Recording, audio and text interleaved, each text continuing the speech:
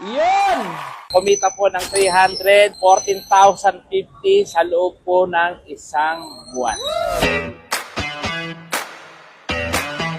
Yun! Good day, another blessing, another take day. Sa mga hindi po nakakaalam, cross fingers ko po ulit. Dating factory worker for almost 11 years. So, na-receive ko na po yung check ko. 1 month check, pwede na po ito. Sa dati nagtatrabaho, pinakamasarap po niyan. Samahan niyo ako. Ipa-encash po natin sa bangko ngayon po mismo. Okay? Ay, nakakatuwa. Basta po maging cashmate. Tignan ko na. Ang pinakamasarap po niyan. Salamat po sa Global Pinoy Travel and Tours.